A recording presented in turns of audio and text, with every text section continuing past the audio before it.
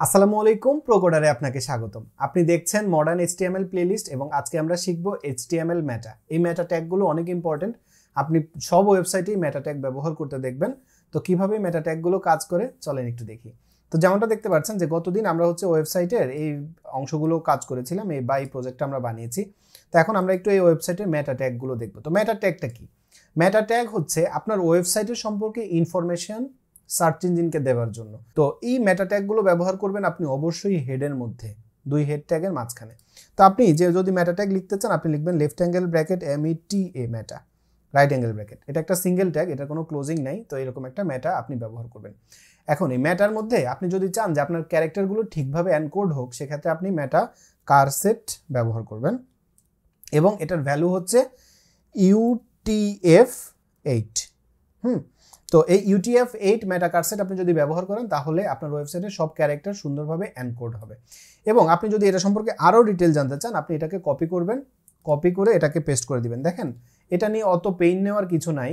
এটা মোটামুটি সব ওয়েবসাইটে ব্যবহার করা হয়। আপনি জাস্ট এটুকু জেনে রাখলেই হবে। এবং এটা অবশ্যই, যেমনটা আমি বলেছিলাম, আমরা যখন HTML এ নেই একটা ওয়েবসাইট বানাই, সেখানে অবশ্যই ডক টাইপ HTML থাকে, HTML ল্যাঙ্গুয়েজ থাকে, এরকম মেটা কারসেট UTF-8ও থাকে ডিফল্টভাবেই।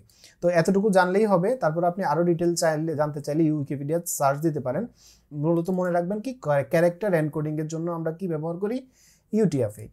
এখন এই যে এটা আমি যেমনটা বললাম যে না বুঝলেও হবে, কিন্তু এর বাইরে আরও যেগুলো আছে সেগুলো আপনার বুঝতে হবে। যেমন ধরেন, এখানে আমরা একটা ব্যবহার করলাম হচ্ছে নেম। এই যে নেম অ্যাট্রিবিউটটা আমরা মেটার মধ্যে ব্যবহার করছি, এই নেমটা কি? ধরেন সার্চ করলাম হচ্ছে BBC। এই BBC লিখে সার্চ করার পরে আমরা অনেকগুলো ইনফরমেশন পাই। যেমন এই যে আমরা এই ওয়েবসাইটে আমরা লগ ইন করিনি, কিন্তু আমরা ওয়েবসাইটে যে ডেসক্রিপশন ব্যবহার করেছে সেটা আমরা এখান থেকে দেখতে পাচ্ছি। তো মেটার মধ্যে আপনি লিখে দিবেন DESCRIPTIO ডেসক্রিপশন। এবং এরপরে আপনি আরেকটা অ্যাট্রিবিউট নেবেন, কন্টেন্ট। এই কন্টেন্ট অ্যাট্রিবিউটের ভিতরে আপনি কন্টেন্টটা দিয়ে দিবেন, আপনি কি কন্টেন্ট চান। আমি ধরেন দিলাম লার্নিং HTML ইজ ফান। আমরা যেহেতু এটাকে লাইভ সার্ভারে আপলোড করব না, সেক্ষেত্রে এটা কোনো সমস্যা না। এখন দেখেন, আমরা যদি BBCর ওয়েবসাইটটা এবার একটু ওপেন করি এবং এদের পেজ সোর্স আমরা একটু দেখি, আপনি দেখবেন এখানে আমরা এত কোডের ভিতরে আমরা আমাদের যেটা চাই সেটা আমরা দেখব না। তো সেক্ষেত্রে আমরা যেটা করব সেটা হচ্ছে আমরা সার্চ করব visit BBC for trusted reporting. এবার আমরা যদি একটু এখানে যাই, ব্যাক করি, দেখেন visit BBC for trusted reporting, একদম সেম ডেসক্রিপশনটাই তারা কিন্তু ব্যবহার করেছে এবং সে কারণে গুগলের মধ্যে এই ডেসক্রিপশনটা চলে এসছে। তো আমি আশা করছি আপনি বুঝতে পেরেছেন যে মেটা কতটা ইম্পর্টেন্ট।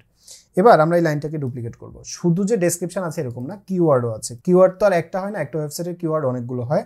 তো আমরা লিখব কিওয়ার্ডস। এবার আপনি এখানে কিওয়ার্ডগুলো দিবেন কিভাবে, কমা দিয়ে দিয়ে। যেমন ধরেন আপনি দিলেন HTML, তারপরে কমা, CSS, এরকম।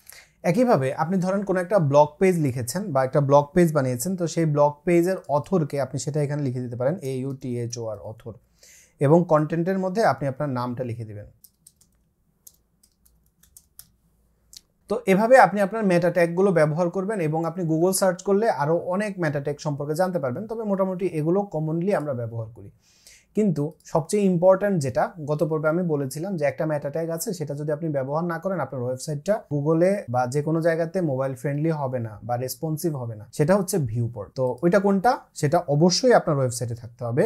সেটা হচ্ছে আমরা লিখবো মেটা লেফট অ্যাঙ্গেল ব্র্যাকেট, এবার এখানে আমরা লিখবো হচ্ছে নেম। এটা নেম হবে হচ্ছে ভিউপোর্ট। তারপরে এটার কন্টেন্ট হবে weed is equal to device weed, তারপর কমা দিব। এই weed is equal to device weed মানে হচ্ছে আমার এখানে যে উইডটা আছে সেটা যাতে ডিভাইস উইডের সাথে সমান হয়। তারপরে আমরা কমা দিয়ে আরেকটা প্রপার্টি দিব, সেটা হচ্ছে initial scale is equal to আমরা দিব হচ্ছে 1.0। এই ভিউপোর্টের এই লাইনটা যদি আপনার ওয়েবসাইটে না থাকে বা মিসিং থাকে, তাহলে আপনার ওয়েবসাইট কখনোই রেসপন্সিভ হবে না। এবং আপনি যে কোনো ওয়েবসাইট ওপেন করে দেখবেন, সেখানে ডক টাইপ HTML যেমন ম্যান্ডেটরি অবশ্যই থাকে, মেটা ট্যাগের মধ্যে টাইটেল না থাকলেও আপনার ওয়েবসাইট কাজ করবে। তারপরে হচ্ছে যে ফেভিকন না থাকলেও সমস্যা নেই, কিন্তু যদি ভিউপোর্ট না থাকে তাহলে আপনি ঝামেলায় পড়বেন। যদিও পৃথিবীতে এমন কোনো ওয়েবসাইটই পাবেন না যেখানে টাইটেল ট্যাগটা থাকে না, অবশ্যই থাকে। তো এই কয়েকটা জিনিস অবশ্যই আপনার ওয়েবসাইটে থাকতে হবে। তো মেটার এই বেসিক ইনফরমেশনগুলো যদি আপনি বোঝেন এবং আপনার ওয়েবসাইটে আপনি ব্যবহার করেন, তাহলে আপনার ওয়েবসাইটটা মোটামুটি স্ট্যান্ডার্ড ধরা যাবে।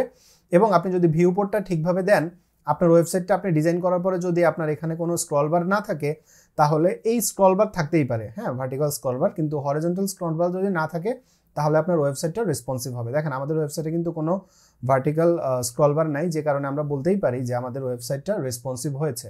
তো এটা কি আসলেই হয়েছে কি হয় নাই, কিভাবে আমরা চেক করব, আগামী পর্বে আমরা সেটা দেখব। দেখা হচ্ছে সেই ভিডিওতে। আশা করছি ভিডিওটা আপনার জন্য উপকারী হয়েছে। এই ভিডিও সম্পর্কে আপনার মতামত কমেন্টে জানাতে ভুলবেন না। সুস্থ থাকবেন, নিরাপদ থাকবেন, প্রোকোডারের সাথেই থাকবেন, আমার জন্য দোয়া করবেন। আসসালামু আলাইকুম।